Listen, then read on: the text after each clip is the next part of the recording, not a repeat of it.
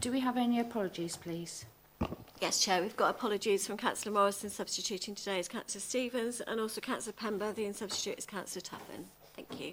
Can I welcome you both on the committee? Do we have any declarations of interest by members?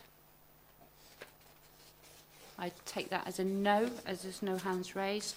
And I have no church urgent business. Chairman, I have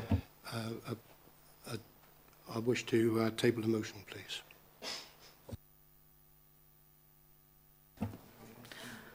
Can I pass that to our legal team, please?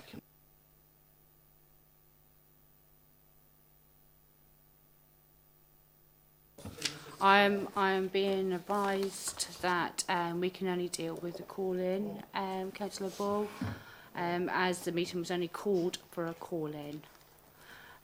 Happy if you want to take your point up with the legal, as we're very honoured to have Linda here today. I would like to quote from the Constitution. The rules of debate used at full council meetings will be used at all council committee meetings. And this is a council committee meeting. Thank you, Councillor Ball. Linda, could I ask for your advice on this, please?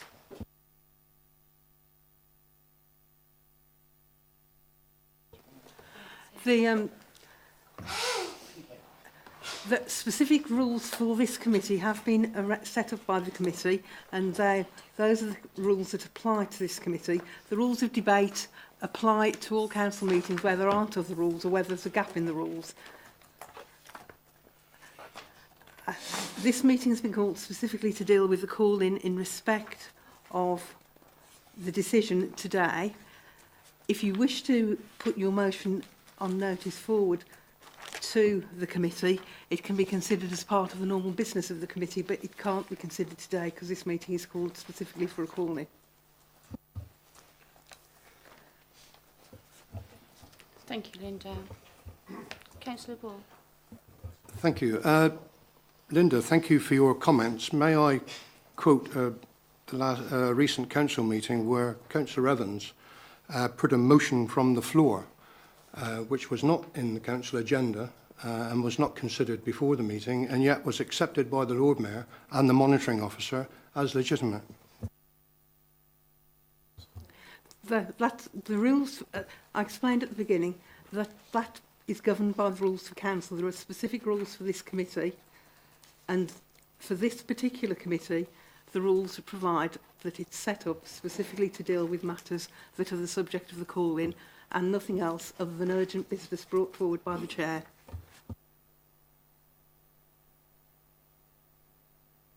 I'm sorry, Chairman, Chair, I can't accept that. The Constitution is very clear on this issue, that any member can propose at any time during any committee meeting to table a motion from the floor.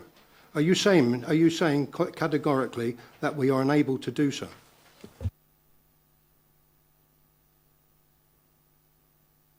I'm saying that this meeting is called specifically to deal with the calling, and that the scrutiny rules apply for these purposes.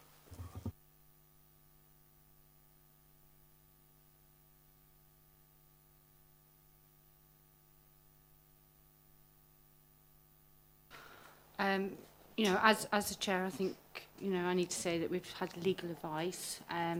Councillor Ball, I don't know if you want to go any further, or do you want to take a 5-minute recess so you can take legal advice outside of the meeting? The reason being, we are webcasted, and I think if we're just going a bit of backwards and forwards, I don't think it's very appropriate, really. So I'm quite happy to work alongside you if you wanted to take a 5-minute recess. Would you do that? Thank you very much. I'm more than happy. Members, we're going to take a 5-minute recess so Councillor Ball can take some legal advice on his motion on notice. Sorry for the inconvenience. Thank you. So that 5-minute recess. I'm going to move on now to item 4, and we'll now go to the members of the call-in. just so I can make it very clear to everybody. We have Councillor Morris, Councillor Dan and Councillor Smith. I just need to remind you that you have 15 minutes to speak. You may take that as 5 minutes each or 15 minutes by one person. Or however you wish to split it. So I'm looking for indication who's going to speak. Councillor Morris, your 15 minutes starts as from now, please. Thank you, Chair. I thought it would be useful to give an indication to the Scrutiny Committee of the reasons and the background why we decided to call this in. It actually dates back to the last meeting of this Scrutiny Committee on the 6th of September. A couple of days before that, we had seen advertisements by a company called 3GS advertising for environmental enforcement officers in Plymouth, which came as some surprise since we have no dealings with that company whatsoever.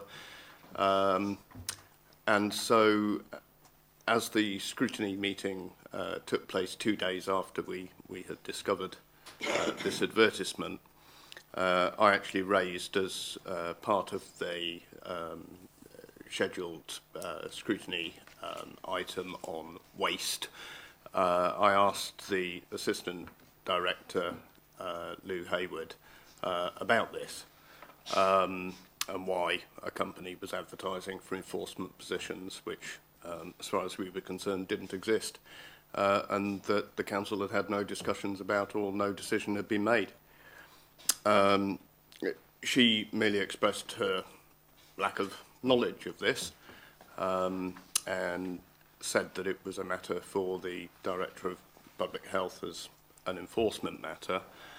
I did, when I came back on that, said it, expressed disappointment that there was no officer from that department to actually talk about this. And Councillor Sudan also raised it about an hour later in that meeting as we were summing up before we made the recommendations on that item. And that was at the beginning of September. Subsequent to that advertisement for non-existent staff for a non-existent contract, the advertisement for those jobs, presumably having seen the light, was withdrawn by the company.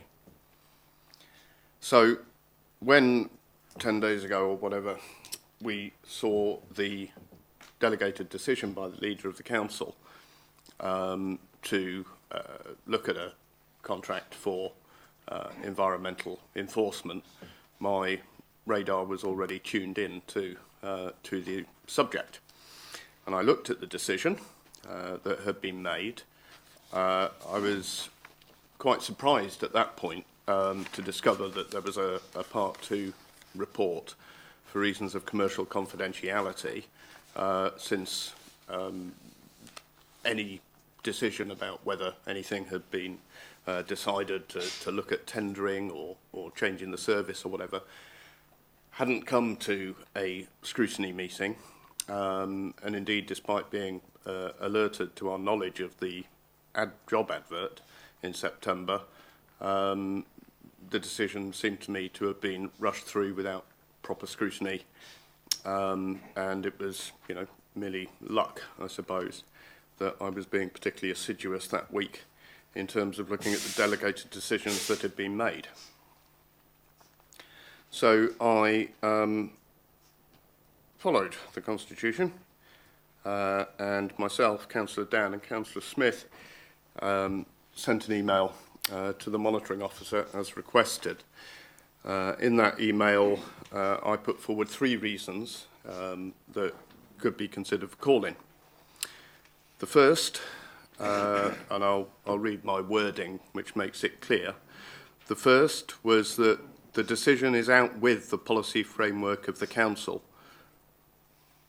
regarding consultation with trades unions, and there is a failure to specify the payment of the foundation living wage by any contractor or any other matters relating to the terms and conditions of any staff in any contract offered. Councillor Morris, I'm Yes. being advised by legal that we are only dealing with one item. Yes, I quite understand that. I shall continue reading my email because it sets it in context. Or any other matters relating to the terms and conditions of any staff in any contract offered. The decision may also be outside the budget framework, but this is impossible to know without seeing the Part 2 papers. The second related specifically to the fact that the jobs had been advertised. The decision taker did not take into account other relevant factors. Over the summer, the council had talks about this matter with a private contractor, 3GS, who subsequently advertised for staff to fulfil this contract. This was publicly denied. Actually, I was mistaken there. No knowledge was expressed. This was publicly denied by the council at a scrutiny meeting, but did happen. The relevant factor not considered, regardless of the legal implications of secret talks in advance of a council decision, is the reputational damage to the council as a result of this misinformation, potential accusations of corrupt behaviour, and the potential award of a contract to any outside contractor, in particular 3GS. In order to prevent this damage, full public scrutiny of this decision must happen. The final one relates to the actual implementation of any action, which is number 3. As well as this, there is no indication of the impact outsourcing this work will have on the current staff engaged in activities in this area or the future of the rest of the service. There are other courses of action not considered by the report, which is a specific reason mentioned in the council constitution for a decision being called in for scrutiny. For instance, the decision is offered as a choice of either in-house or private provision, with no consideration given to other models, such as that used by Cater Ed, as an example. The final third reason for calling it in was the one that was accepted by the monitoring officer. But I think that behind that, it's important that to state that when a decision is called in because proper courses of action, other courses of action have not been considered, the usual reason for that is that the decision has been made hastily, often secretively, and the whole point of scrutiny in the modern council system, particularly pre-decision scrutiny, is to allow this committee to look at potential decisions, recommend courses of action, pronounce caveats about things that might go wrong, and suggestions for improvement. This enables the council to make better decisions, better value decisions, and decisions that are properly in the interests of the people of Plymouth. That didn't happen. And the evidence that it didn't happen was that talks were going on some 3 months before the decision was made, before talks, for instance, with our own staff, let alone talks with this committee, let alone talks with the people of Plymouth themselves. I think it's a poor decision because not enough consideration has been given to other models. There isn't a statement saying this is the problem. We've come up with various ideas to solve that problem. What would the scrutiny committee like to suggest as a way of having a good decision, a good solution offered? And I think in particular, in subsequent discussions since we called this in, subsequent discussions that we've had with Plymouth's council staff, there are various other options. For instance, suggestion by the trades unions who've been extremely constructive in this process. that, for instance, the apprenticeship levy could be used for finding finance for additional staff to increase litter enforcement and public protection in Plymouth.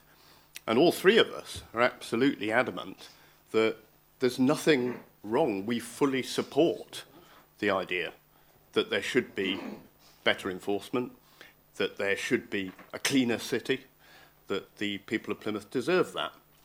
But finding the correct way forward so that it doesn't impact on the current staff that the council has, and that the City of Plymouth is not sold a pup by bringing in some notorious contractors from outside with bad reputations in order to potentially deliver a service which would be completely and utterly counterproductive and lead to a lack of trust in the council by the people of Plymouth, and indeed a disregard for what those sorts of external enforcement officers might be doing.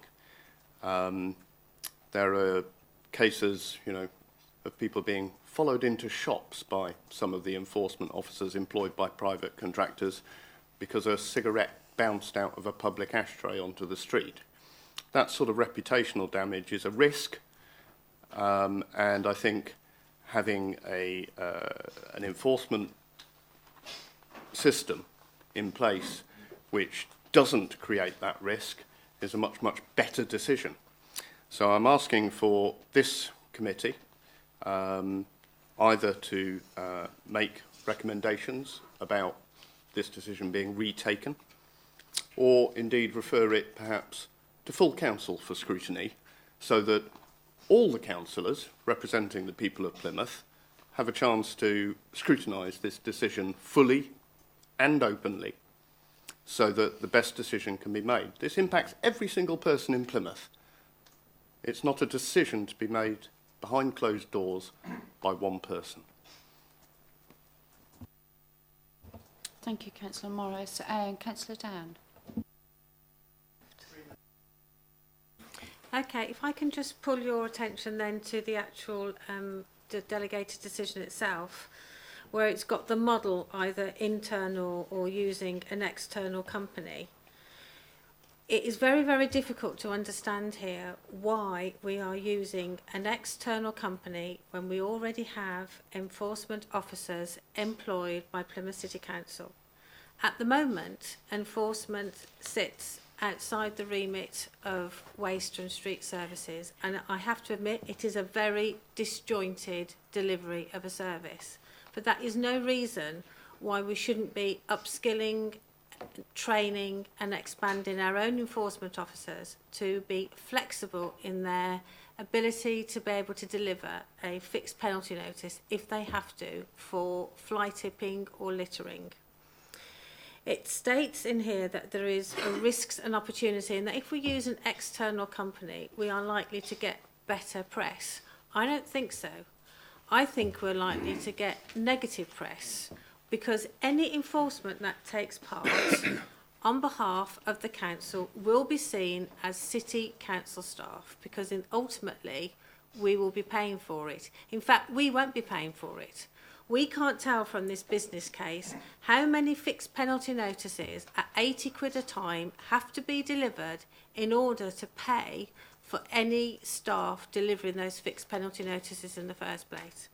And it says in here, for any additional in excess of costs, a profit share agreement can be agreed. I am really sorry. So you're saying to a private company, go out, slap out fixed penalty notices, get lots of money, and if you manage to cover your costs, we'll share the profit. That is really, really helpful. So you're actually encouraging people to give out fixed penalty notices, which could be for minimum course, with no education, with no regard to the citizens of Plymouth, just to either pay for their own wages or get a profit. It is just fundamentally wrong. It is like turkeys voting for Christmas. We agree we have to have enforcement, but we think it should be a managed programme. We think we should be able to see the impact of having an external or an internal provision, and we need to see what the costs are. You cannot make a reasonable decision on the information that is given in this delegated decision and it is going against all council policies. Thank you, Councillor Dan. Councillor Smith, did you want to speak? 50 seconds. By the time I've finished speaking, there you go, 15 minutes. Okay, thank you, all three of you. We will now move on to the decision maker. Councillor Boyer, sorry, I was going to call you Bowie. I was going to call you. Yeah, I was going to call you Bowie. That's why. As obviously, I do apologise. It wasn't done intentionally. You've obviously got 15 minutes yourself, as well as your officers, to speak whatever way you would like. Thank you. Okay, thank you, Chair. It's clear from the comments that I've heard thus far that there's a degree of misunderstanding, deliberate or otherwise. I'll let members decide. But let me just take you through some of the basics here, really. The purpose of the decision is to create additional enforcement capacity. That's as simple as that. Why am I saying that? Because the current enforcement capacity here within the council is 5 officers. That isn't enough. Why is it 5 officers? It's a consequence of a budget reduction agreed by the previous Labour administration. Have to make that point, and I'm trying to address that shortfall. That's the first point I'd like to make. This is to specifically tackle issues that are impacting on the cleanliness of our streets, namely littering, fly posting, dog control, including fouling, and fly tipping. This was a specific manifesto commitment from this administration, so I do not buy Councillor Morris's suggestion around that people haven't been consulted. The entire population of the city was consulted. It was contained and published in our manifesto. There's a need to increase the in-house, because the current in-house capacity that we have for enforcement, as I've said, is just not sufficient to undertake the enforcement duties and activities that we require. I think we're all used as ward councillors to hearing from members of in our wards around these sort of issues, and the brutal truth of the matter is that we do not have the capacity in-house. So what I'm suggesting is that we operate a pilot, and I want to stress that, a pilot for 12 months with a 6-month break, so that we can discover the potential of this to deliver the outcomes that we're all looking for. During the pilot, certainly at the 6-month point and towards the end, I want to see an evaluation compared to the baseline. I want to see factors such as fly tipping, littering, dog fouling reports, and the number of FPNs, fixed penalty notices issued. And I want members' views also to be taken into account. I'm also be looking, of course, for signs of behaviour change. I want to see behaviour change, because I do think as a council we should be challenging the fact that for some reason over recent times it's suddenly become almost acceptable to throw litter anywhere or throw stuff out of windows of cars as people go along. That just isn't acceptable in my view, and that was the reason why we were specific to put this in the manifesto prior to May 16.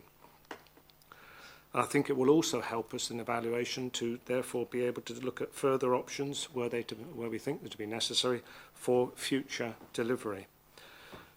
Now, I've ruled out a number of models that I'm proposing in this decision. I've taken them out of consideration, which has just left 2, which I think are explicitly documented, which is that we either look for an in-house provision or we look for an external provider. In doing so, I take into account the fact, and once again I stress that this is a pilot which needs to be, bearing in mind I don't want to waste significant local council taxpayer resources here. This needs to be low cost and it needs to be rapidly set up. And we need obviously to be experienced in the delivery of this type of the service. So therefore, the 2 options that I'm putting forward meet this criteria, given that it's a pilot, and I don't see the merit of trying to set up a far more costly alternative service delivery vehicle, such as Catered or something similar, because that clearly would be costly to set up, and the potential wouldn't be determined. So I think you know, a successful operation such as Catered needs to have a very clear business purpose and a plan. And the pilot that I propose will help us to inform future models, which indeed may include an alternative service delivery vehicle. But I'm reluctant to commit to huge expenditure in the first instance. I think this is new for the city, but I hasten to add it's not new for the country. It's been done in our close neighbours in Torbay operating, and councils, esteemed Labour controlled councils such as Doncaster, Leeds and Birmingham are already doing this. Right? This is nothing new nationally.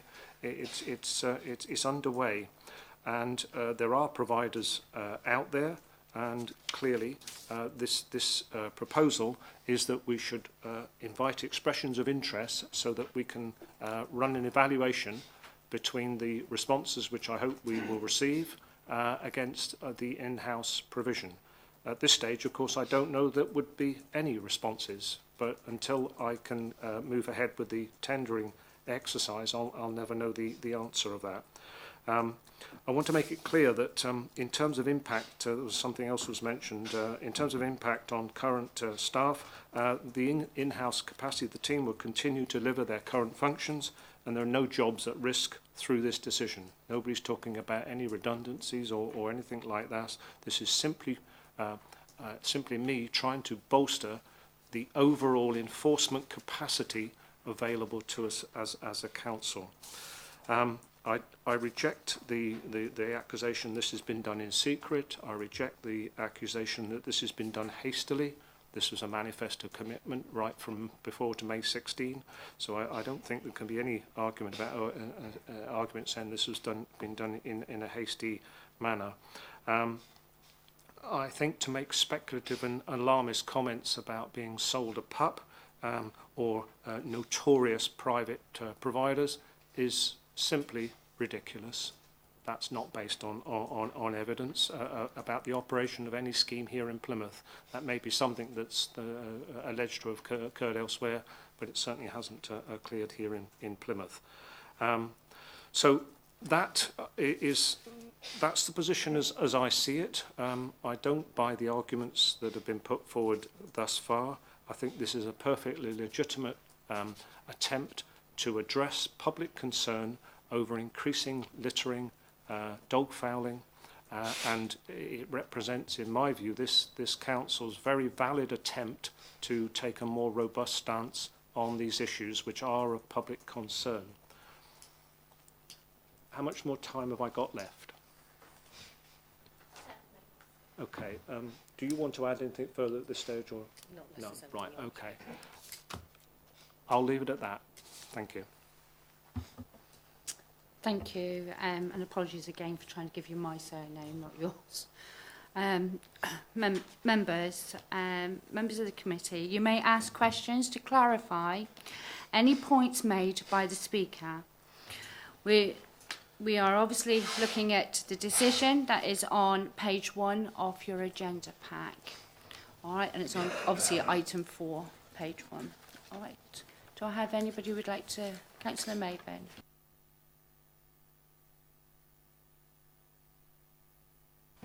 Thank you, Chair. Chair, can I direct 2 questions towards Councillor Boyer?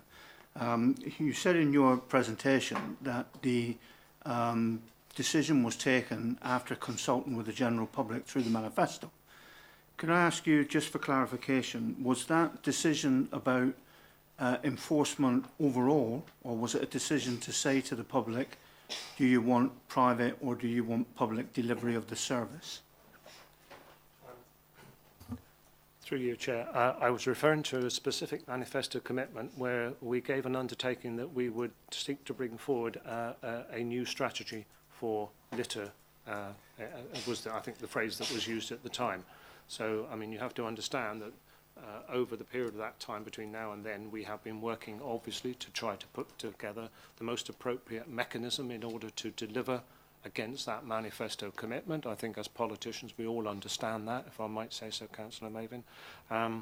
And this is our response in terms of both delivering that pledge, recognising the understandable concern of members of the public over this issue. Thank you, Chair. One other question. The reason I asked that question is because I thought Councillor Bowyer was indicating in his presentation that the public were in favour of a private company doing that service when the presenters of the speech had already made it perfectly clear that they weren't opposed to enforcement per se. It was the way that the whole process had been done. The second point was... Can I just to clarify that, Chair, I'm not saying the public are in favour of any form of delivery of this strategy, because at this moment in time, I don't have a range of options that I can put before them, because this is... That was the opinion that I got. I'm seeking a best value for money solution in the interest of local taxpayers, whilst at the same time trying to address their obvious need. Yeah, two other questions from that, Chair. That as a scrutiny committee, that we would want to see, I would certainly want to see all of the figures around why other options were dismissed, as opposed to just saying somebody looked at the options and dismissed those. But the second one is that to a reference that was made by members on the original presentation. Is this decision to go into enforcement, is it target driven and about just people dishing out fixed penalty notices in order to clean up the city, or are we talking about education and enforcement? Because what I'm seeing in those papers, that if the financing of this is around fixed penalty notices, then it's much more about being target driven for those notices than it's in about educating the public in the city. I'm sorry to interrupt you. We're just looking for clarification at the moment. It's probably a question that we could ask. That's you can the ask the question. question. Is it education or is it target driven for costs? It's fine. Carry on.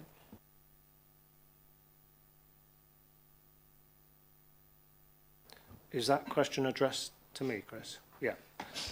The answer is is education in the first instance, but I do think we need to have the wherewithal where we are encountering consistent issues by a very small number of people. I think we all understand that. This is not. I'm not suggesting by any stretch of the imagination that the entire population of the city is acting in an irresponsible manner.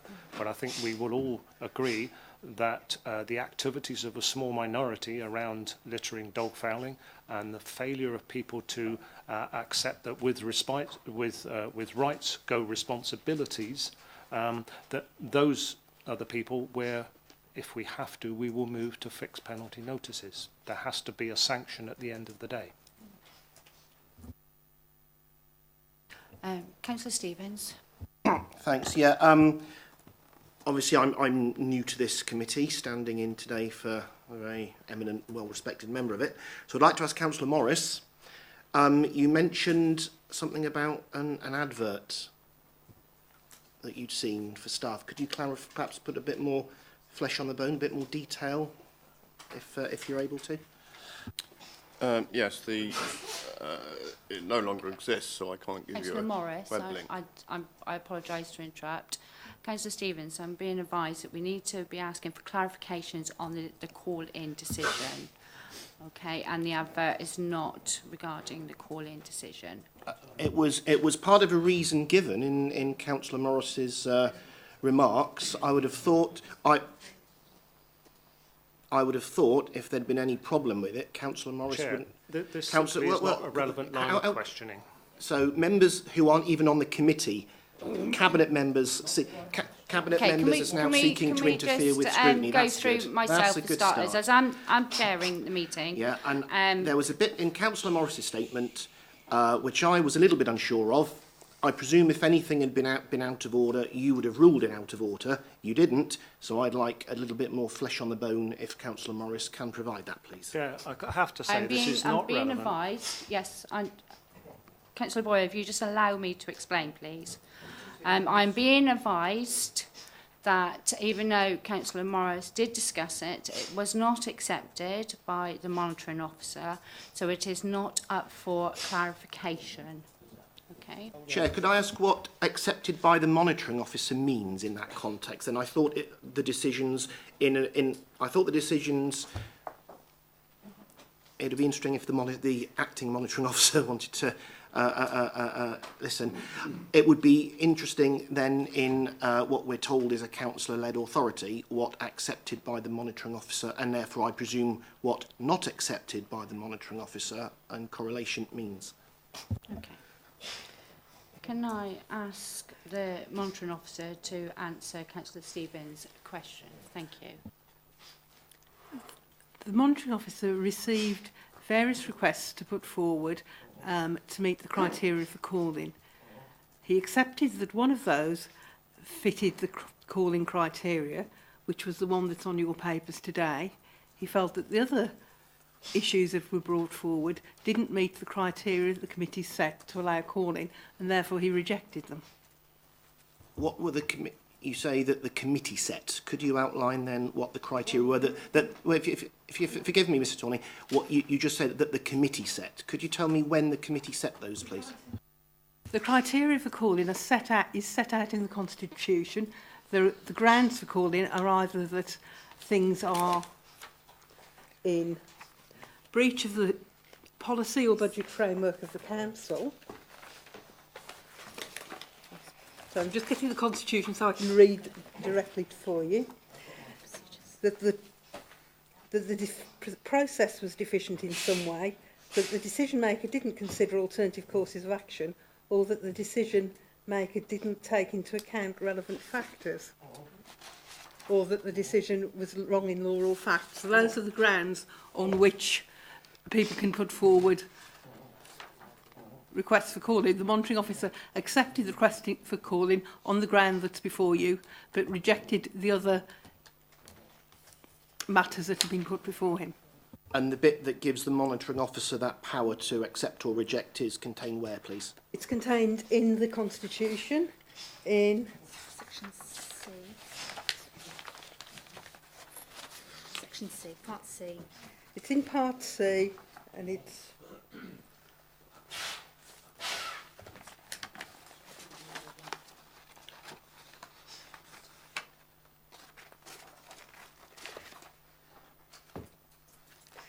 in Our decision called in. sorry, it's about this. It's Rule 4 in the calling procedure rules. That's in Part C of your Constitution. Is that how is that entitled "How Are Decisions Called In?" Question mark. It starts with that, yes.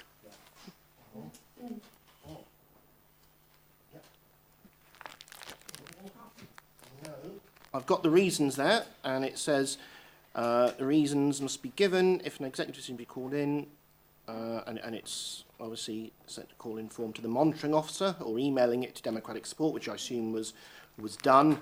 When a decision is called in, the monitoring officer will tell the relevant officer, I presume Dr. Harrell, the chair of the body which took the decision, and the cabinet member, Councillor Bowyer. And then I go on to number 5. So in number 4, I'm searching around for the words that say the monitoring officer shall have power not to pass calling reasons on.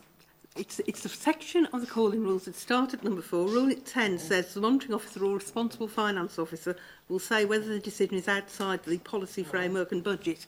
If it's not outside the policy framework and budget, the committee has rights to do that. If it is within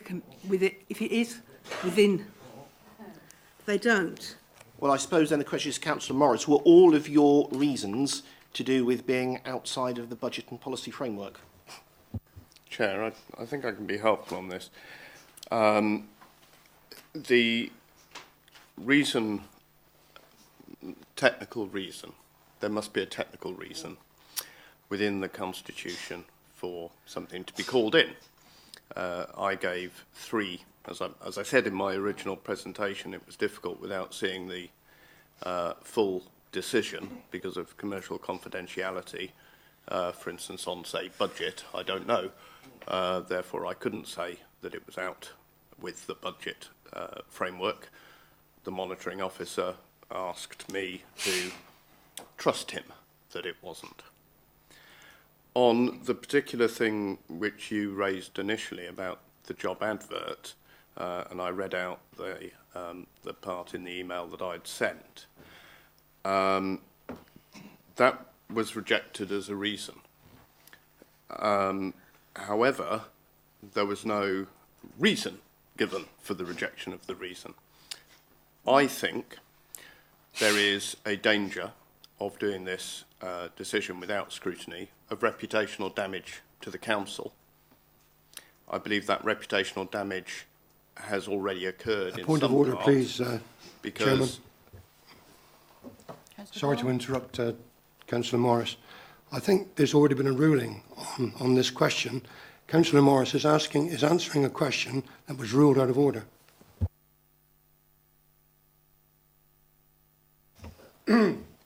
Thank you, Chair. I'm not answering the question that was ruled out of order. I'm giving no further detail on the job advert.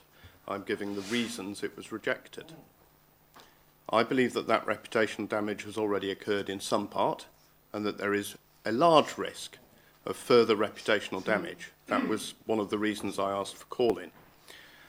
The monitoring officer's reply to me was that any allegations made in this regard would be very serious and not a matter to be raised in a public scrutiny meeting. If there are allegations to be made, we request that you raise these with the monitoring officer with supporting evidence to substantiate them. I absolutely agree with the monitoring officer.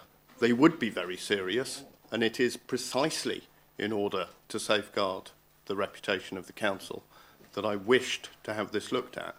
The substantive nature of my reason for call-in number 2, which was rejected, isn't addressed in the monitoring officer's reply. And that was why I read out that reason at the beginning. Okay. Right. Moving on. Do we have any other questions that anybody want? Any clarification? For clarification only. Councillor Tuffin? Thank you, Chair. My question would be to Councillor Boyer, I suspect, or perhaps Ruth. Would we at this point have a social value sustainable policy? That is a policy of the council, and as far as I'm aware, that's never been rescinded. So your attempt to put this out to market testing would appear to have totally ignored that policy. And my question would be, why has this policy been ignored? I mean, it's very precise in the area it talks about, in commissioning with living wage, in commissioning locally, in commissioning with social value added to the council's policies. So, being a current policy, and I'm happy to go in deeper into this further on, because I think at this point I want to hear why that was never considered when the decision was made. Chair, thank you. Okay. Councillor Boyer, did you want to respond? Thank you. There's an equality impact assessment included with the decision, and I would draw Councillor Tuffin's attention to that.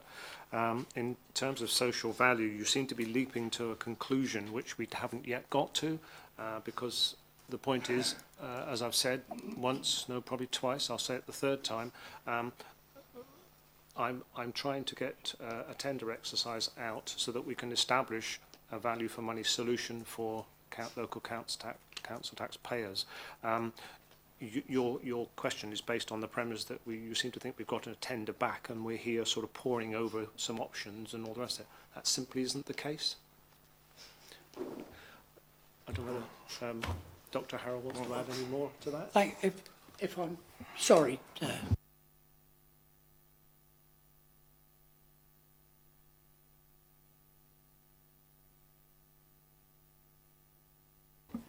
Having said that, thank you for the opportunity, but I don't have a great deal further to add at this stage.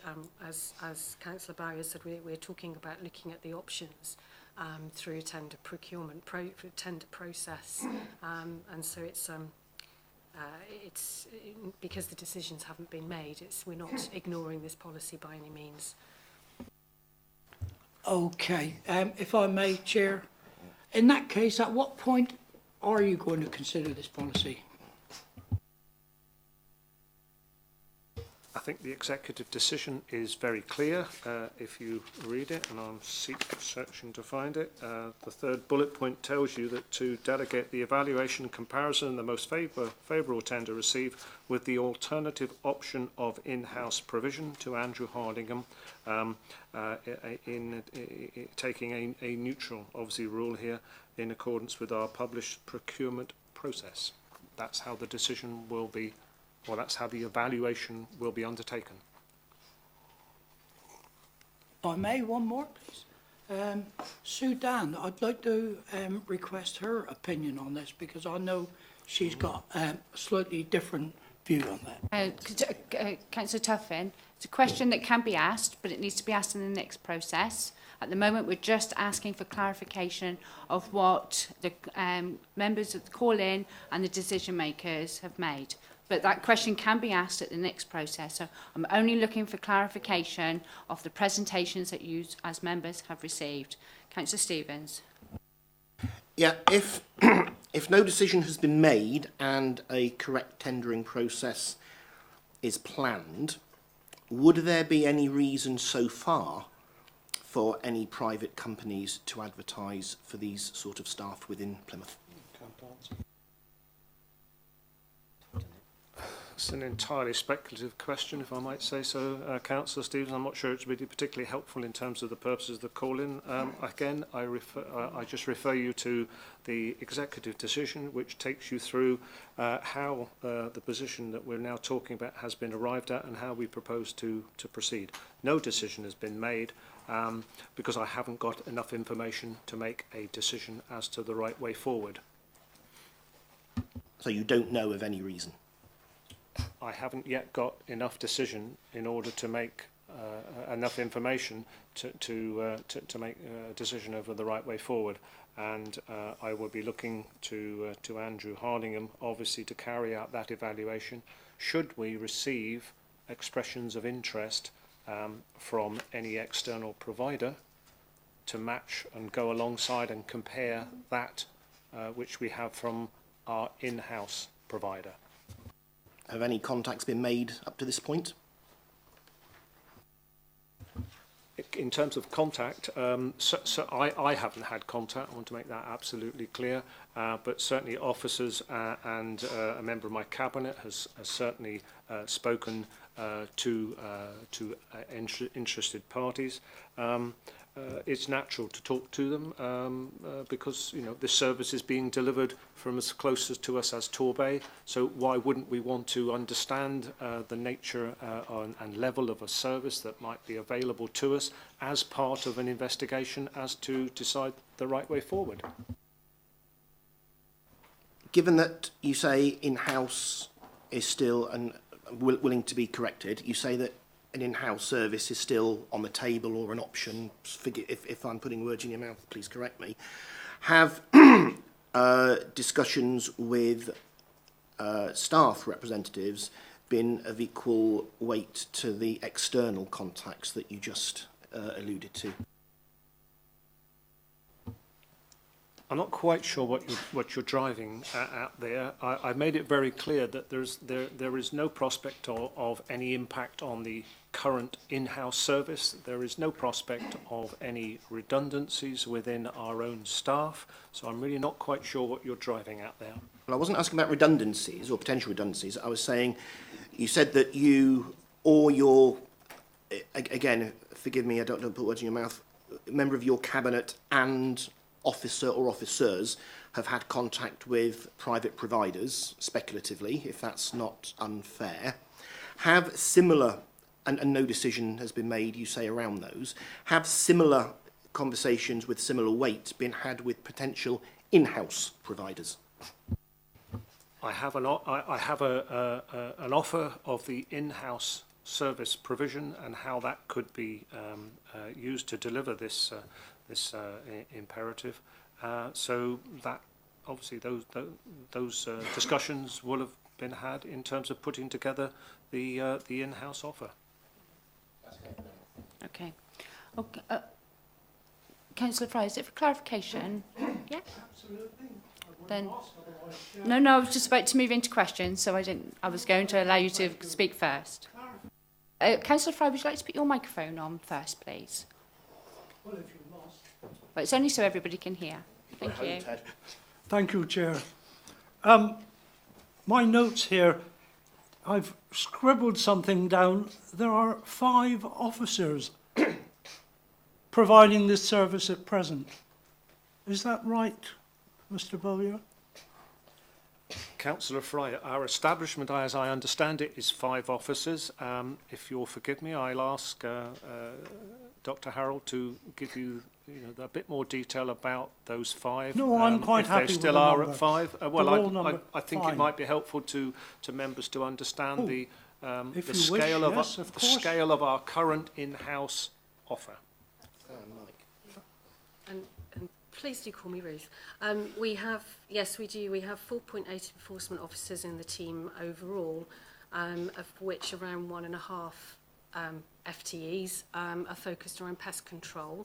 The others work around the area of waste and dog control, tending to focus on some specific, and in particular the more complex end of fly tipping, which requires quite a lot of investigation. So those officers would continue doing that work, and the officers that the procurement exercise and the potential in-house or external supply would be to do work that is aligned to, but would be additional capacity. Thank you very much. So, Councillor Fry, for your information, then just to clarify that, we've got 3.3 full-time equivalent members of our staff engaged in this particular form of enforcement. All right, 3.3. Thank you. If I could move on. So, to you, Councillor Bowyer, would you envisage whatever happens in the future, there will be more officers doing this sort of work? Very much so, because as I've said earlier, I'm trying to address the, I think, very legitimate concerns of people in this city around the increase in littering, dog fouling and fly tipping. And these are issues, I hasten to add, that are constantly brought to my attention by members on both sides of this council. Thank you. And finally, if I may, Chair, will you confirm to us as a committee that the aim is to have an improved system, nothing else, an improved system? Very much so. I'm certainly not in the land of reductions here. I am trying to boost the overall level of resources for enforcement available to this council. Thank you, Councillor Bowyer. Thank you, Councillor Fry. Right, thank you, members. Members, I think it's about... Go on, Councillor. Yeah, in response to, I think, the penultimate question from Councillor Fry just then, you said that whatever happens, there would be more officers dealing with this matter, given that no decision into in-house or external has been made. Does that mean that there would be more officers, and presumably you mean council staff by that, dealing with this matter, whether the contract is external or provided in-house? Again, we're speculating as to the potential outcome of the tendering exercise, so I can't really answer that question for you in the detail that you're clearly seeking. I think this is, again, a misunderstanding, if I might say so, Chair, about the nature of this decision. But as I said, let me repeat, I want to boost the ability of this council, by whatever means, to enforce against littering, dog fouling, fly tipping. You said to Councillor Fry, whatever happens, there will be more officers dealing with this. Is that, after about 1.5 minutes, is that still your position? We're getting into pedantics here, but Councillor Stevens is well known for his love of pedantics, so that's fine. Pedantism. Let's be clear then. What I'm talking about is that I want to see more enforcement action in this city against those very small numbers of people who simply don't act responsibly. Now, whether you describe the, officers of this council or officers of a potential external provider, subject to the outcome of the tendering exercise, which hasn't yet gone ahead, is a matter, obviously, that we'll have to see as we go along. Thank you. Councillor Churchill, you've got a clarification? Thank you, Chair. Just a quick clarification to Councillor Bowyer. Can you confirm that the trial, 12 months or with a 6 months break, is city-wide, please? Yes, that's the intention, and as I say, I want to use this exercise as an opportunity to inform how we take the whole issue of enforcement forward in the future. Okay. Members, thank you for your questions of clarification. I think it's time now that we went further for questions from members making the call-in or a decision-making during the debate. So it's now opened now for you able to ask questions to the members who have called the process in and also the decision-makers. Do I have any questions, please? Or a debate, I should add to that. Councillor Tuffin. A question, Chair, if I may. Can we have some clarification? Well, clarification, I'm asking questions, aren't I? The question is, did the authority consult with the trade union movement prior to this decision being made? Councillor Tuffin, can I ask who that question was referred to? Councillor Bowyer? I think to Ruth, I think, as the officer. Yes, I have had a number of conversations with the unions. They felt that there was nothing that they needed to get directly involved in at that stage. There was no threat of a change to staffing or the current role profiles of the staff that we currently have, and no threat to their roles. They did raise concerns, obviously, but in terms of formal processes and procedures, other than discussions through our JCC, which we have had, there hasn't been anything raised that needed to be taken further.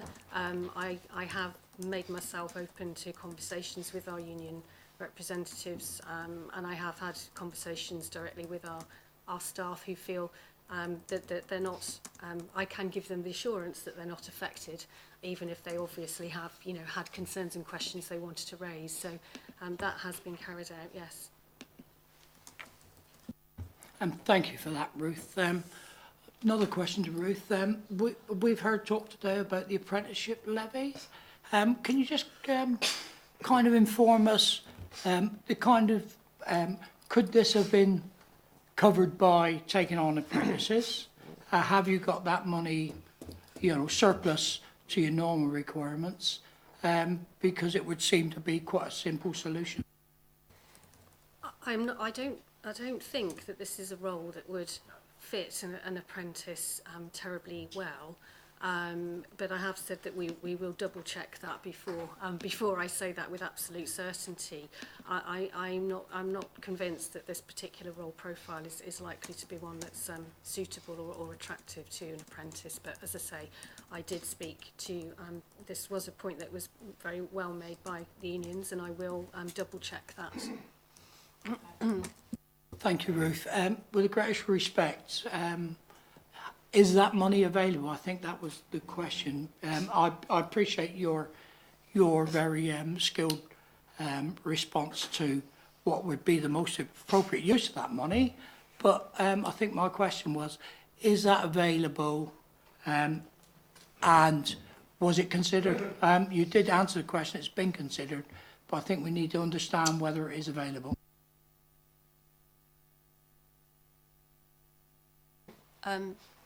We have two apprentices within the team as a whole, but they are doing a different type of work. I understand that there is, it's not so much that there is money available, no, we don't have spare money to put to this at the moment, but I do understand that we could potentially get money back through the apprentice levy. So if it was a suitable role for an apprentice, then we would look into that. But as I say, I don't think this is a suitable role. Once again, thank you, Ruth. Could you just clear up apprenticeship levy, because it's my understanding that's available, but you're kind of giving the indication it's not. Chair, can I have a go at that one for Councillor Tuffin? I think the way that the government works, they can be very misleading with terms. So it's called an apprenticeship levy. It sounds as if it's extra money. Actually, what the mechanism is that we have to put aside training money that we already have in our budgets to buy credits back. And then, as you would expect, the mechanism then says there are certain ways that you can spend this. So we have got a budget set up, as you would expect. In terms of, is the money available for this service for Ruth? Well, it's available across the council, but it has to be debated and understood that we're getting the best value for money for that limited funding that's actually our own money, that is almost badged as being surplus money. Thank you. That made it very clear. Thank you. Councillor Carson. Thank you, Chair. If this tender is only for 12 months, the initial pilot scheme, then most apprenticeships are 2 years long, so it really wouldn't be applicable to put this through an apprenticeship scheme, I imagine, Ruth.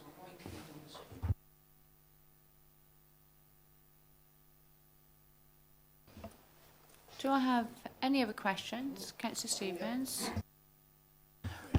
One of the problems that Councillor Bowyer, you identified that we're trying to address here is fly tipping. As an alternative course of action, do you think not having fortnightly bin collections might be an alternative to address fly tipping? It's a sort of question which is completely irrelevant, I was just about to say it's probably not about the decision. Put a sort of question like that at a call-in We need hearing. to talk about the call-in decision, Councillor Stevens. Okay. Alternative courses of action. I would contend that reversing one decision elsewhere is an alternative course of action. Okay, do we have any other questions? So I'd like a response to that, please. Oh, We're supposed to be addressing fly tipping. I'm asking if an alternative course of action would also potentially address the problem of fly tipping. Councillor Stevens, we are talking about... Councillor Boyle, if you want to answer, Let me just respond to fine. Councillor Stevens by saying the Chair has ruled, in my view, quite correctly.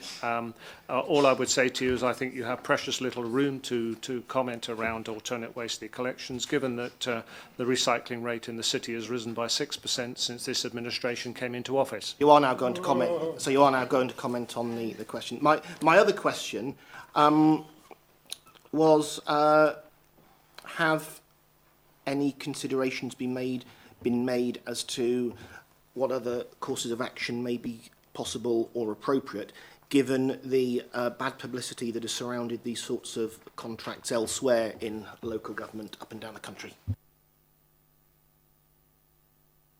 Councillor Stevens, who were you addressing your question to? Excuse me, the Leader of the Council. I wasn't aware you were addressing that to me. Can you repeat the question, please? Yeah, what other potential courses of action have been considered, given some of the extremely negative publicity that contracts of the sort we're speculating about here today have caused elsewhere in councils up and down the country? Let me just re-emphasise yet again that no decision has been taken. We're simply trying to gather information together so that we can make an informed decision based on obviously the right way taking the right way forward and in the best interests of local council taxpayers. I think I covered the point earlier in my initial comment around which model of delivery was the appropriate one, because as I made the point, I do not want to go into unnecessary and heavy costs setting up a vehicle for which is simply would not be appropriate for what is, and let me stress yet again, a pilot. Does Councillor Morris have any view as to what other potential courses of action could have been considered given any negative publicity elsewhere in the country?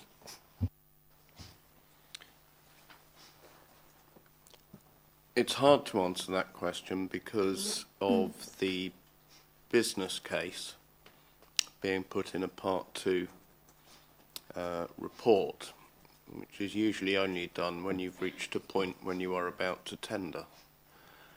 Without knowing the value of any such contract or the funding mechanism for any such contract, it's a very, very difficult question to answer. hence why, in my call-in, I merely referenced Catered as an example of an innovative, cooperative approach to providing a council service. What is clear is that the private contractors around the country who provide this service obviously don't do it out of the goodness of their hearts. They put fines at the maximum level they're allowed, incentivise staff to get money from those fines in order to pay for their staff costs, and indeed make a profit, which obviously goes to their shareholders. Now, it seems to me that if private contractors are able to make a surplus on providing such a service, then the council, elements of the council staff, other cooperative ventures with the people of Plymouth should at least be able to provide the service in a way that, from the council's point of view, broke even, or from, for instance, a local cooperative point of view, made a socially beneficial surplus. That would be an alternative model. It seems to me strange that a private contractor can make a profit on something which the council can't at least break even. I'm not an expert in business models of providing services, so it may be that Sue or Pete are able to offer further answers on that. Okay, Councillor Fletcher. Oh, thank you, Chair. It's really a question for Councillor Bowyer or Dr. Harrell. Surely the whole rationale of what we're trying to do is to improve what is contained in the introduction, to have a green and pleasant city. And that is an acknowledgement that there is a significant, small, very small minority within society who habitually leave lots of litter around. And surely Dr. Harrell, the leader, have been proactive enough to say the situation isn't getting any better. The situation isn't improving. And those of us, and there are a number of us who run volunteer litter groups within our wards, see that too, that the situation isn't getting any better and that something has to be done. And from my view, it seems thoroughly proactive, particularly when one considers that in 2020 we hear a lot about the Brexit timetable coming up in 2019. Well, similarly, we have a big event coming up in 2020. Surely this is an ideal time in which to be improving the way that we look after our city and encouraging those people who habitually leave lots of litter around to be more responsible. And enforcement is the way forward to a degree. There are other mechanisms to work in tandem with that, but there is a clear goal here, and I think a very acceptable one, that we're suggesting a good mechanism for improving it in the future. A lot has been mentioned about reputational damage, and it's so disappointing just to hear the sort of preemptive comments about the sort of reputational damage that will be caused. Can we try and sort of think about the positive aspects of what is being suggested here and the improvements that were made? We've already had it made clear that this is a pilot study, that it will be reviewed. So I think we should be more positive. Thank you. Chair. Thank you, Councillor Fletcher. Councillor Maven, please.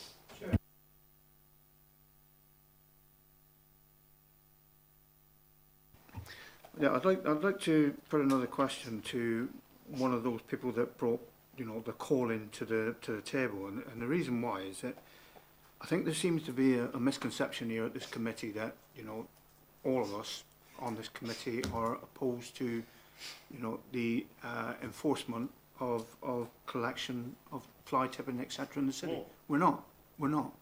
What we're looking at this committee and the call-in, I think, from what I understood of it, and what I want to know is why the decision was made on, or is about to be made, without coming through this committee first. When, if you look in the future, 6 months down the road, we're going to be asked to scrutinise the you know, what happens if it goes out to tender or whatever.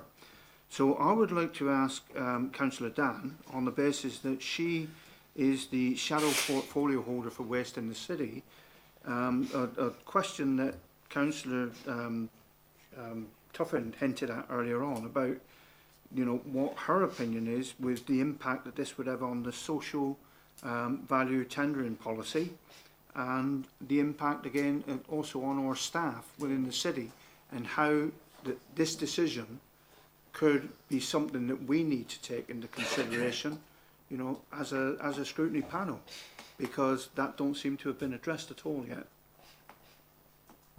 Councillor Dan. Thank you, Councillor Mavin. Can I just draw your attention as well to the reasons for the calling when I start to give my answer?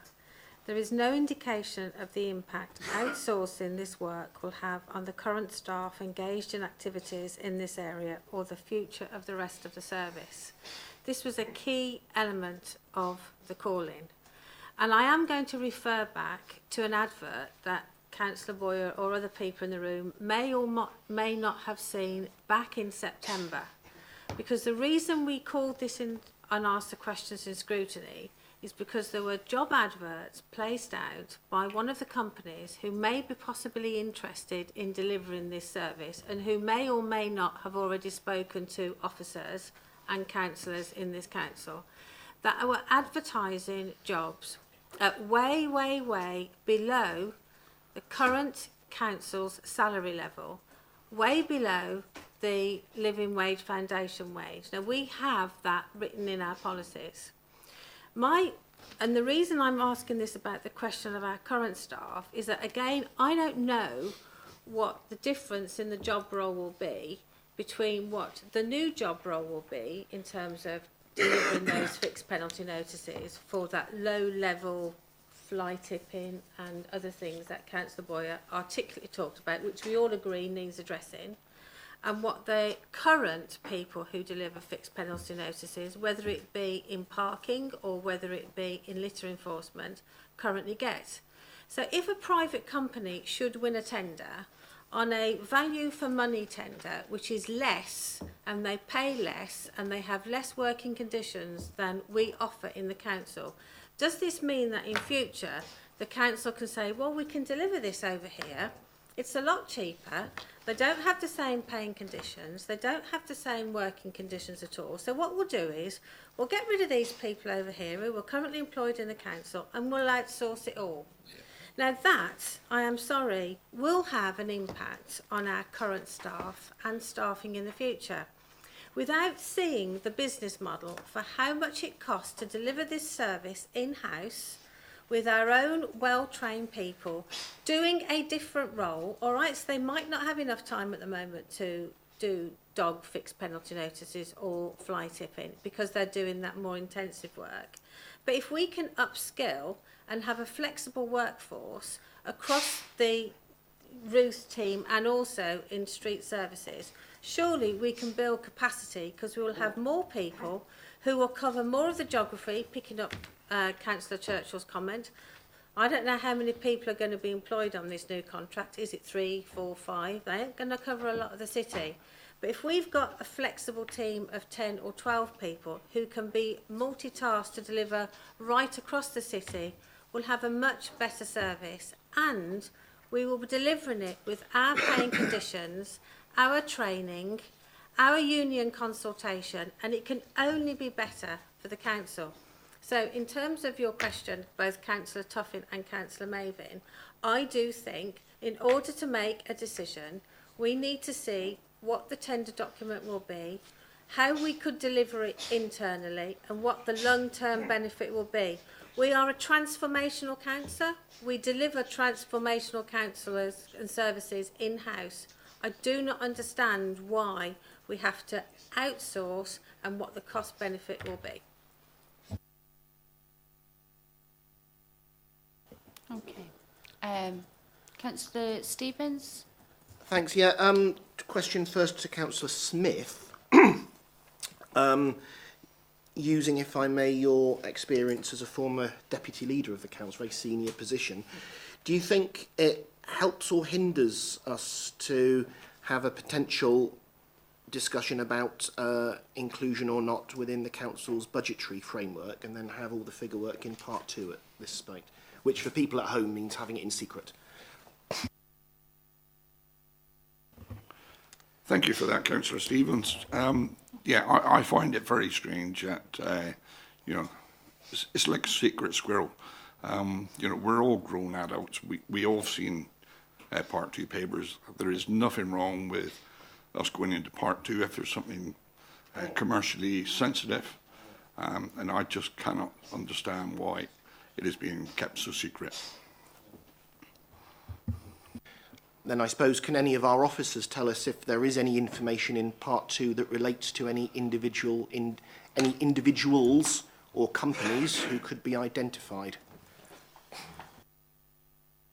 Without saying what the information is, obviously, but if we did have it, could you say, yes, that relates to him or that company or her or that group of people? No, so I'm here to try to protect the interests of the council, obviously. If we start getting into the realms of disclosing the council's financial position, that will be difficult, and it will run the risk that any other tenderer who wishes to participate in this process would undercut us. It's as simple as that.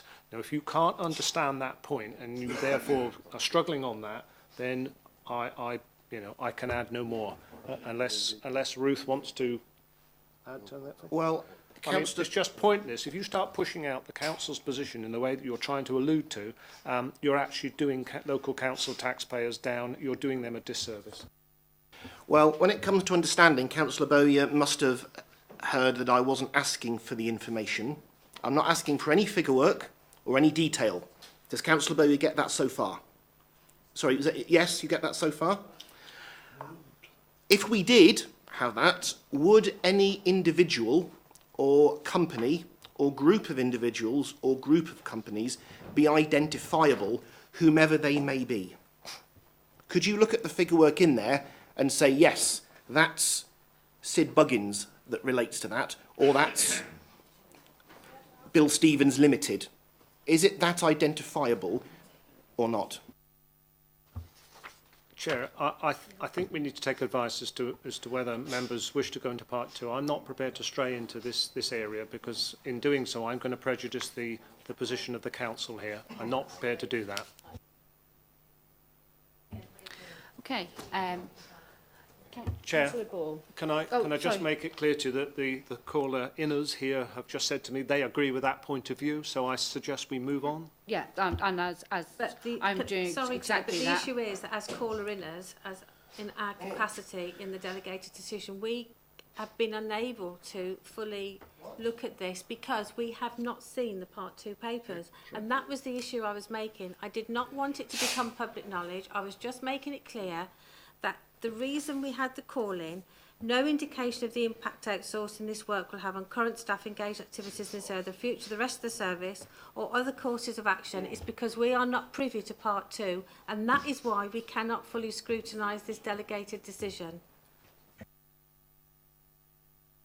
Okay. I apologise. I did ask Councillor Ball, but I do believe Councillor Carson, you were first. So do you want to go ahead, please? Thank you, Chair.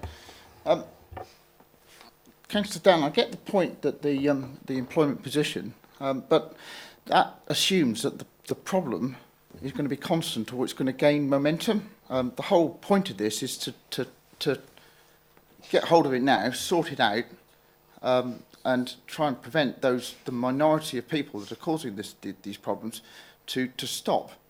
It's an educational thing, isn't it? Councillor Carson, I am not disputing the fact that we need to have better enforcement and more effective enforcement across the city. The reason we've got this call in is because we cannot fully scrutinise the delegated decision because we are not privy to the business case that has gone in to support this about delivering it internally or externally and what that looks like. So coming back to here again, we don't know what the alternative courses of action were. We don't know what the impact is. We don't know the finances of the business case, and we don't know what other courses of action have been considered or not, or have been scrutinised or ideas put forward. It's because we're not privy to that that we feel that we cannot fully scrutinise. I am, you know, being a manager, and if somebody brings an idea to me, I want to know the impact. What's the impact on this service or this service or this service? How does it all work together? How do we get the return on our investment? What would be the cost of doing it internally before we even looked at going externally? And we cannot see that because it's all in part 2, I'm assuming.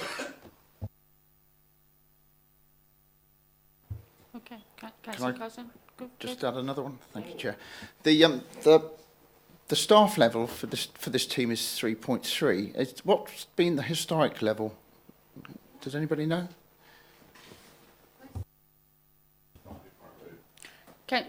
Councillor Carson, who were you directing your question to, please?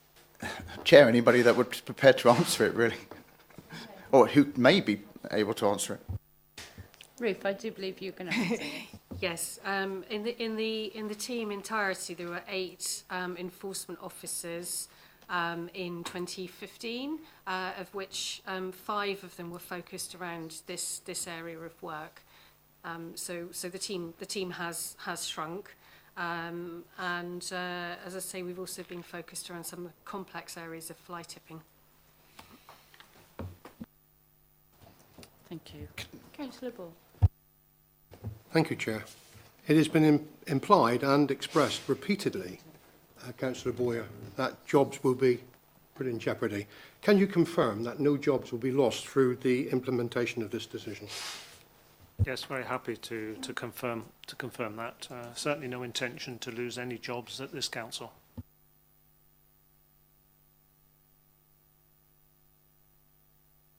Happy with that answer?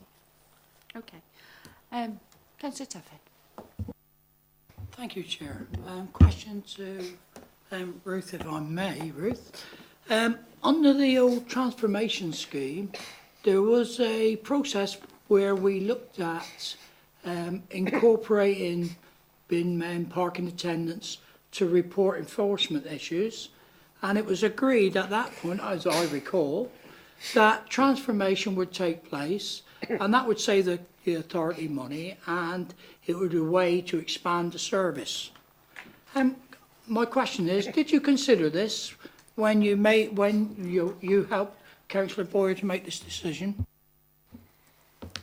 Yes, we have progressed on that work. So we have worked with our street services to make sure that their employees are trained up, and they support us around doing some of the investigations around fly tipping. So they're fully trained up in trying to identify the cause of the fly tip. It's obviously one thing seeing a sofa dumped somewhere, but actually tracing that back to the person that you then can issue the fine to is tricky, and they are trained in doing that. And so we have widened that workforce that can help us to investigate and then eventually issue FPNs to people around that. So we have widened that workforce. We have had further conversations as well with a wider range of staff, but I think what the conversations have highlighted really is that we need people who are focused on littering and fly tipping rather than it being subsidiary to their day job. We are trying to increase the number of people who do it when they happen to see something happen, but there needs to be a focused team delivering that work and targeted to that. Thank you, Ruth. I guess that's something for a future scrutiny to look at, what the impact of that would be. Thank you. Thank you, Councillor Tuffin. Councillor Mayven, could you put your mic on? Thank you. Yeah, always forget. Chair, can I ask Ruth Hurrell a question? Sorry, is it Hurrell or Hurrell? Sorry, do apologise. You said about you consulted with the trade unions over this. I mean, so as that we can be clear on what we're discussing here. Could you tell me who the trade unions were that you consulted with, or what forum that was in? Yes, certainly. It came to the JCC and our council strategic, I've forgotten the terminology, I do apologise, committee, and the representation from the unions that are present at that. So that has been discussed, but as I say, it was felt that there's no impact on current staffing or their job profiles. Okay, and can I ask one more question on that, Chair? Just in clear, and carrying on from where Councillor Tuffin was going, if we looked at the basis of what Councillor Tuffin was talking about, the programme for modernisation, if you like, would it not be possible within that programme to use other models in order to take some of the staff and put them on enforcement work and then backfill with apprentices within those areas, rather than, and I accept the point you're making, to put apprentices on the street to do enforcement straight away. I don't think anybody would wish to go down that route. But certainly if you were to move people from other areas and then backfill with apprentices to take on roles, then you would have a much more mixed workforce in that way. Oh, sorry. I think there is certainly potential for that kind of model in future, but this as is described here, is a pilot to help us to understand what the business model could look like in the future.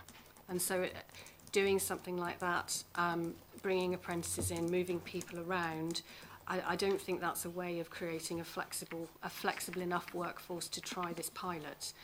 As I say, there are a whole range of models that could be used in the future should we need to continue this increased level of enforcement. But for a relatively short-term pilot, I think that would be quite difficult to do again.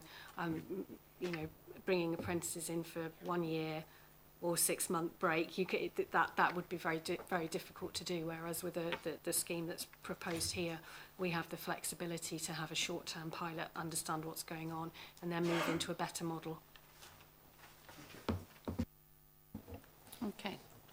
Okay, members. Councillor David, go on. Sorry, I know I fell asleep earlier in the group room, but I am fully awake now. So, killer question. Yeah, no, it's not killer at all. I just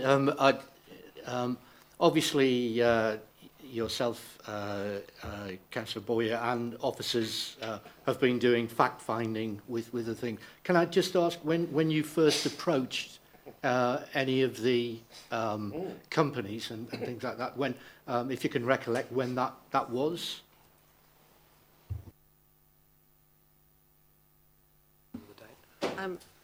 We first had some conversations. I don't recall the date off the top of my head, but it was around a month prior to that advert being placed. And the conversations were very much understanding the fact that they were delivering this service in local authorities to us, and just trying to get a sense of what was this model that they were offering. That was really the extent of it. There was absolutely nothing that led to any further actions that they may have chosen to take, but that was when we explored the idea of what they may possibly offer. Thank you for that, Ruth. And you answered, in a way, my second part, obviously sort of jumping in there. Can you assure me that nothing was said at that meeting that would have made them assume that they were about to get that contract and therefore put an advert out? Are you still answering? I wasn't present at this particular meeting, and I can't give you an answer as to why this particular company felt that they then would want to go and place an advert. That was purely, as I understand it, entirely their call. And I think you'll see from the time frame then to the time frame now that was an entirely inappropriate thing for them to do. And why would they want to place an advert whenever it was for a situation which clearly is not ever likely to come into being until early next year? the advert was actually for starting early next year. I appreciate you weren't there, and Ruth, I'll accept that you're saying that. It just seems rather strange to me that a company with this amount of expertise would think that they had secured a contract and therefore would go out and advertise for personnel for that. If I may, Chair, I agree, and that point was raised with them, the fact that they had done that. It was totally unexpected. Councillor Carson. Thank you, Chair. Having a bit of experience of tendering, I can imagine the company going out and doing some market research as to what levels of remuneration they're going to have to pay before they tender for the project. That wouldn't be surprising. Disappointing, obviously, for the council, but that wouldn't be unusual. And the other thing that's been raised about that it's the advert suggested below the national minimum wage. Within a tender process, we as a council have got every opportunity to set the criteria on employability of local people under postcodes, the level of wages that they're paid. So if we apply that to it, we should get a good contract, if that's the way we want to go. Did you want to refer that to anybody in particular? No, just a statement, making a Chair. comment. Okay, that's absolutely fine. Councillor Stevens. Yeah, to our three friends here, as the call is in, who obviously had concerns, how do you think the scenario that we've just touched on in terms of discussions held well in advance, no decision being made, an advert appears, an advert is then retracted, and now we're told no decision has still been made. How do you think that would appear to an average person on the street?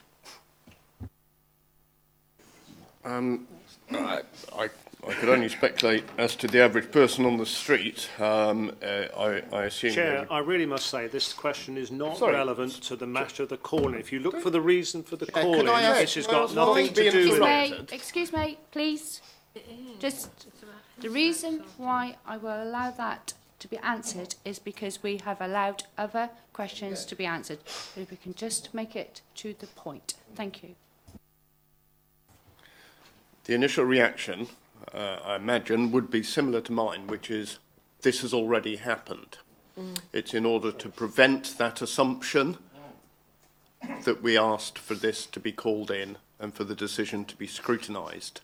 I know that there was adverse reaction because I received an email from one of our staff asking why jobs which they were capable of doing were being advertised by an external contractor. Okay. Thank you, Councillor Morris. As Chair, I consider that the matter has been debated for a reasonable length of time. The decision maker, Councillor Boyer, will be offered the opportunity to make a final comments on the matter. Yes, you do have 5 minutes, Councillor Boyer. Thank you. Okay, thank you, Chair. I reject entirely the insinuations that we heard in the last round of questioning, and just want to reiterate yet again that no decision has been made. I think what we've got here is an ideological obsession by my colleagues here to the right, actually, the right. Where there's a total aversion to anything that has the word private in it. I'm not making any speculation about whether it's public or private. All I'll say to you is that we have £200 million of investment going into the city as we sit here this afternoon, a significant proportion of which comes from the private sector. So let's have a degree of realism whilst we consider these particular issues. The Council are involved closely with this tendering exercise as they are obviously and will be a participant in it. And so therefore, I think we need to be really clear about how we go forward. All I'm trying to do is to address the legitimate concerns of members of the public that we all see in our roles as ward councillor and day in, day out around this low-level issue of an increase in littering, dog fouling and fly tipping. And as I've said, I get members on both sides of the council speaking to me about these issues on a pretty regular basis. I've even had members of the Labour group querying why we're even having this call-in, because they think this is the right thing to do. So my request of the committee is that we allow the process to continue.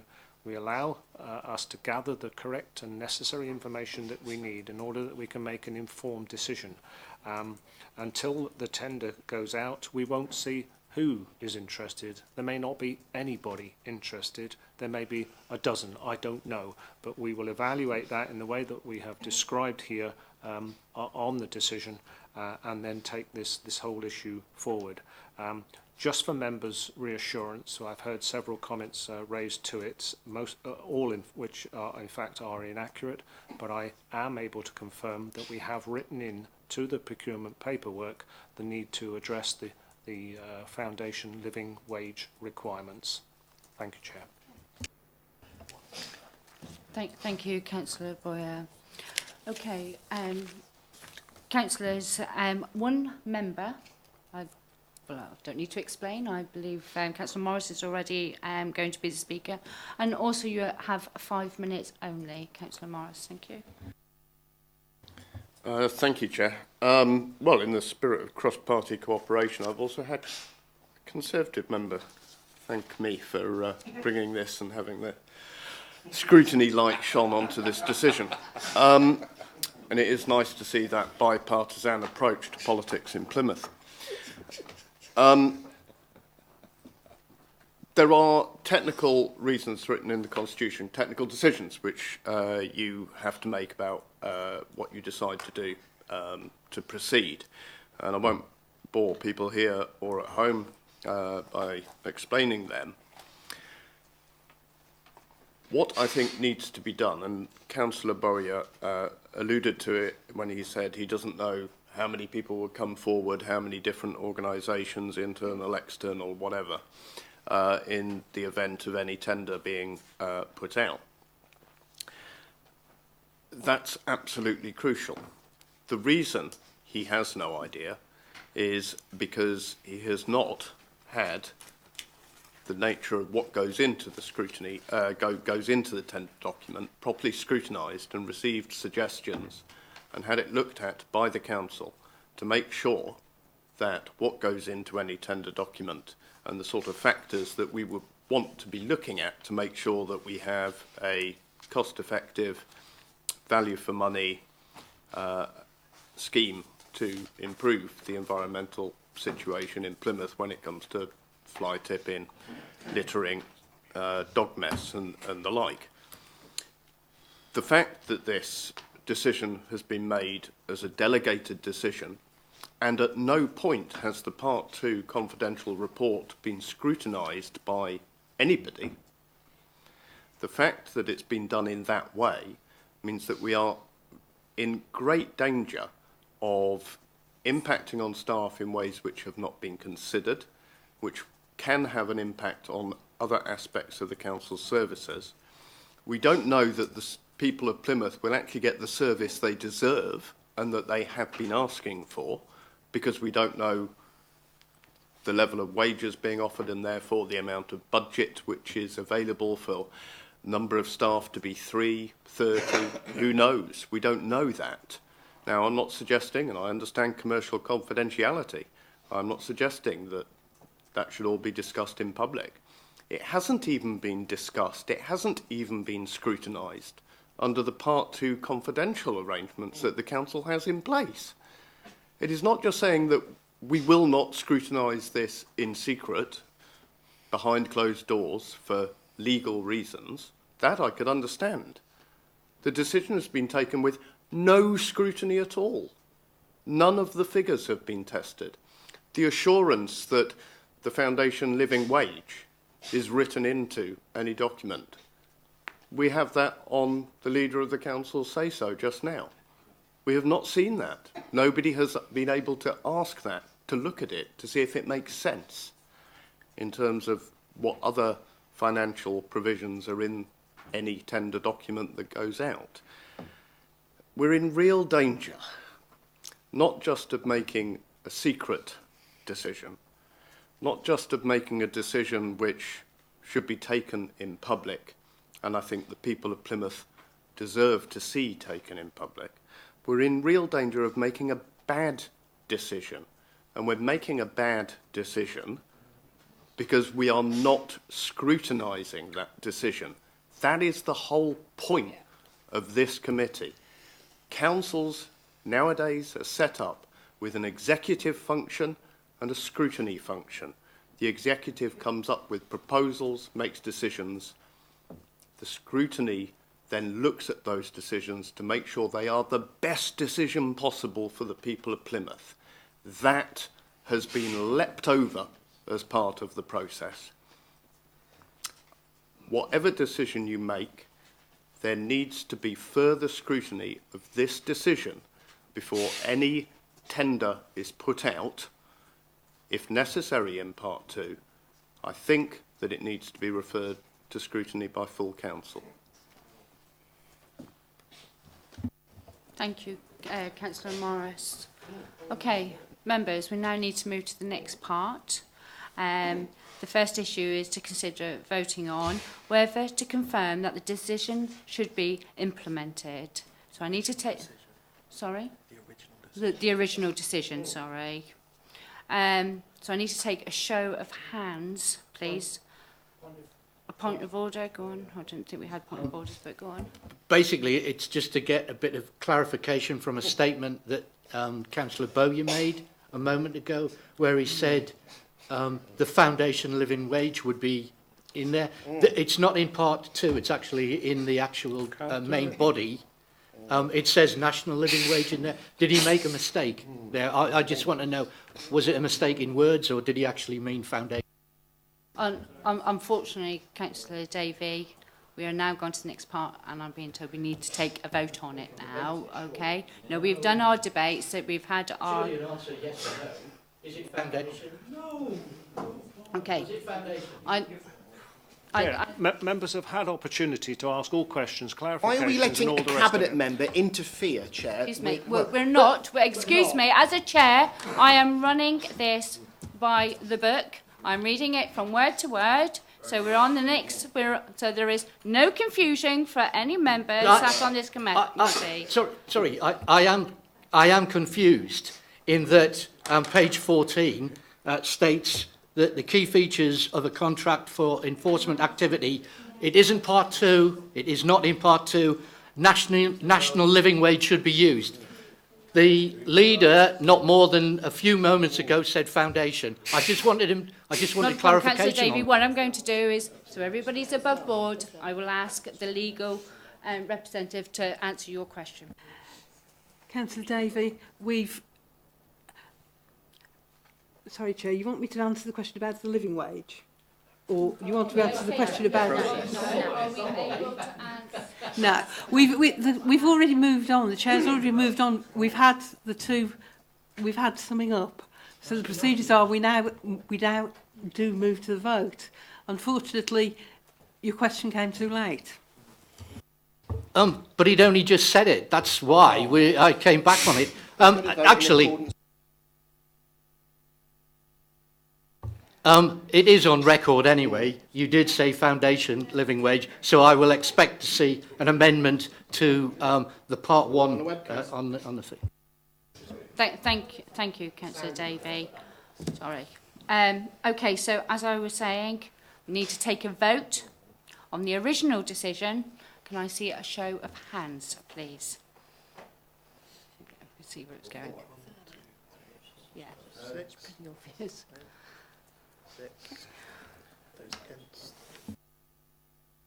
Those against, please.